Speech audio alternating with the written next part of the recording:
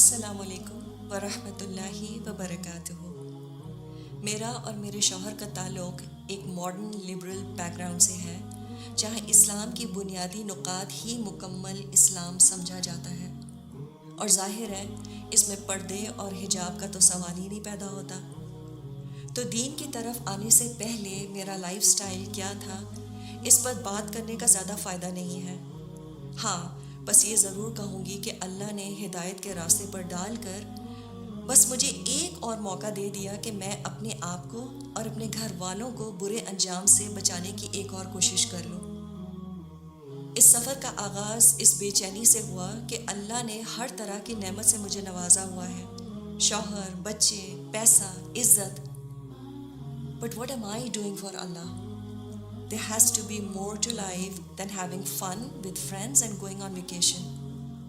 اس بے چینی میں خود سے قرآن پڑھنا چاہا، لیکن اس سے بے چینی کچھ اور ہی بڑھ گئی، کیونکہ بہت سی باتیں بظاہر عقل ہی نہیں مان رہی تھی۔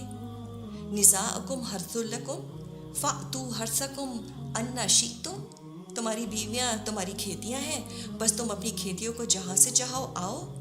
Now what does that mean؟ سمجھ ہی نہیں آتا تھا۔ ان شارٹ، اللہ کی توفیق سے ایک قرآن کلاس جوائن کر لی۔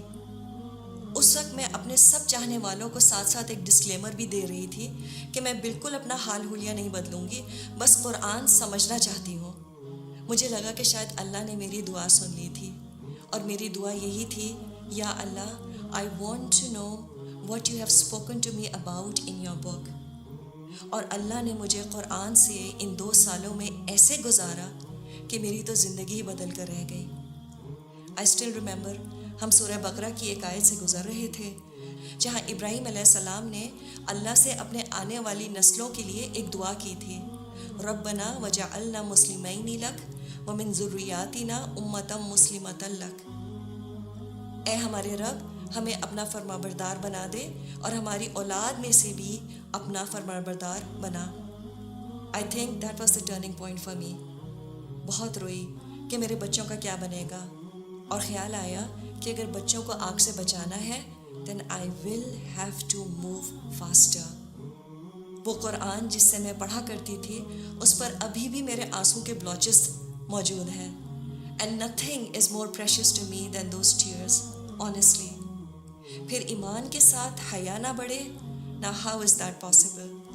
تو اسٹیپ بائی اسٹیپ حال حلیے میں بھی تبدیلی آنے لگی، اور ہوتے ہوتے سر کور کرنا شروع کر دیا، اور یہ میرے لیے سب سے مشکل قدم تھا۔ آئینے کے سامنے سے گزرتی تھی تو یقین نہیں آتا تھا کہ یہ میں ہوں۔ ابھی شاید شروع کے ہی چند پاروں پر تھی کہ میری بے چینی اور بڑھ گئی، and I wanted to go all out۔ I wanted to further cover myself and I decided to wear an abaya۔ اس کے لیے گھر والے بھی کچھ تیار نہ تھے، اور مجھے بھی سمجھ نہیں آ رہی تھی کہ اگر میں نے ابایا پہن لیا تو میں کیسے کوپ اپ کروں گی، کیونکہ میرے ارد گرد کہیں بھی ایسا ماحول نہ تھا جہاں پردے دار عورتوں کا انتظام ہوتا۔ اب یہاں پر پرانے دوست بھی کچھ چھوٹنے لگے، کیونکہ ان سے سمجھ نہیں آتا تھا کہ میں بات کیا کروں۔ مجھ سے کسی نے پوچھا کہ تم خوش ہو؟ And I still remember my reply۔ I said, how can I not be happy؟ I am for the first time in my life in love with Allah subhanahu wa ta'ala۔ اور جس سے محبت ہوتی ہے اس کی خوشی سے بڑی خوشی کیا ہو سکتی ہے؟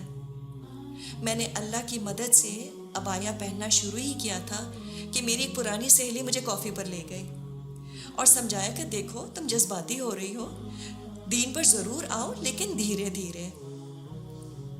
میں نے اس سے کہا، what if I die before that؟ I don't have time۔ اور بجائے اس کے کہ میں پردے کی آیات کا انتظار کرتی، میں نے ایک رات رو رو کر گزاری اور اللہ سے دعا کی، یا اللہ، مجھے پتہ ہے یہ کلام برحق ہے اور اس کے سارے احکامات واضح ہیں۔ اس سے پہلے کہ میں کمزور پڑ جاؤں، مجھے توفیق دے کہ میں پورا شرعی پردہ کر لوں۔ صبح اٹھ کر اپنے شوہر سے جب ڈسکس کیا، اور یہ ایڈجسٹمنٹ ان کے لیے بھی بہت مشکل تھی، He wasn't prepared for such big and drastic changes in my life، لیکن اللہ ان کو بہترین اجر دے، انہوں نے میرا یہ حال دیکھ کر کہا، گو ahead، اللہ مالک ہے۔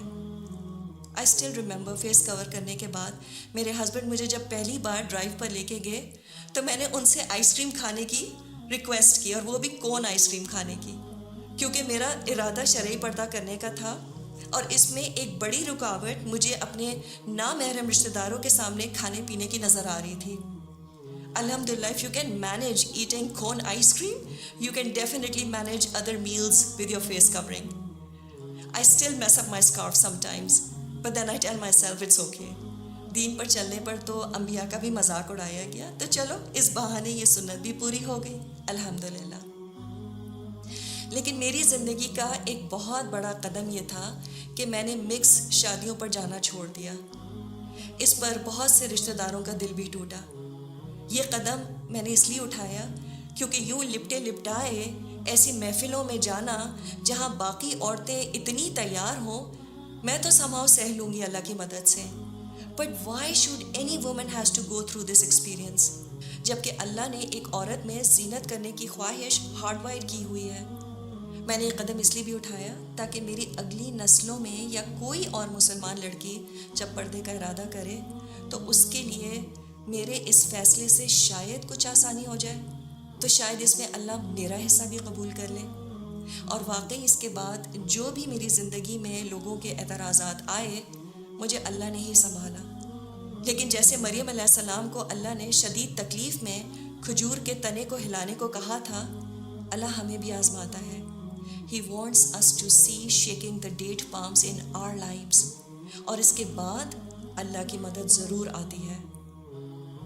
میں یہ تو نہیں کہوں گی کہ اس کے بعد میری زندگی بالکل آسان ہو گئی، پردہ کرنا آسان ہو گیا، لیکن یہ ضرور ہے کہ اس پردے نے مجھے ایک عجیب سی انر سیکیورٹی، ایک اسٹرینتھ دی، اور رات میں میں جب سونے لیٹتی تھی تو سکون سے سوتی تھی، because I felt that all that struggle will be absolutely worth meeting Allah and seeing His face in the hereafter, inshallah.